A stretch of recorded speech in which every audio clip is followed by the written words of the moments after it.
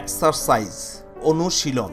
এক, identify the nouns in the following passage. Identify করো অর্থাৎ চিহ্নিত করো নাউনকে চিহ্নিত করো ইন দ্য ফলোয়িং প্যাসেজ, নিম্নের প্যাসেজের মধ্যে যে কোনটি নাউন সেটাকে চিহ্নিত করো। Hasan lives in Jessore. হাসান হলো একজন ব্যক্তির নাম, যশোর হলো একটি স্থানের নাম। He is a shopkeeper. He is a shopkeeper দোকানদার, সে একজন দোকানদার। শপকিপার এটা একটা নাউন। হি সেলস সিগারেটস, এটা বস্তুর নাম সিগারেট।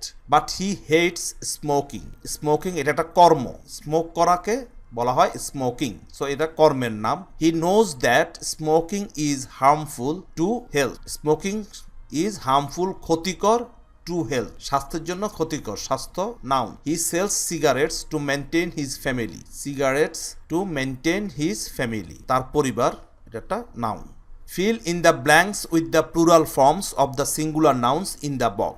বক্সের মধ্যে কিছু নাউন দেওয়া আছে, এগুলো হলো প্রত্যেকটি এক বচন সিঙ্গুলার ফর্ম। আমরা শূন্যস্থান পূরণ করব এখান থেকে নির্দিষ্ট নাউনটি নিয়ে প্লুরাল ফর্মে। এখানে কি আছে? Man, woman, headache, glass, game, potato. মানুষ, মহিলা, মাথা ব্যথা, গ্লাস, খেলা, আলু। A some people suffer from bad, তাহলে কি হচ্ছে? কিছু মানুষ ভোগে, কিসে ভোগে? মাথা ব্যথায় ভোগে, হেডেক। তাহলে হেডেক এখানে হচ্ছে কি হবে? CHE, তাহলে এটার সাথে এস যুক্ত হবে, হেডেক্স, HEADACHES, হেডেক্স। Dash leave longer then dash.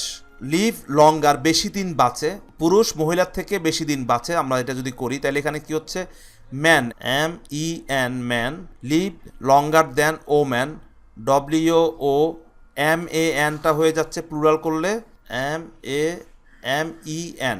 If you eyesight is bad you should wear glass.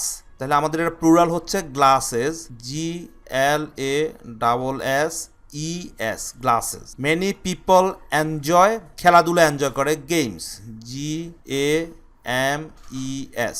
Dash আর রিচ ইন কার্বোহাইড্রেট, পটেটো, আলু। তাহলে এটা হচ্ছে potatoes, POTATOES, potatoes are rich in carbohydrate.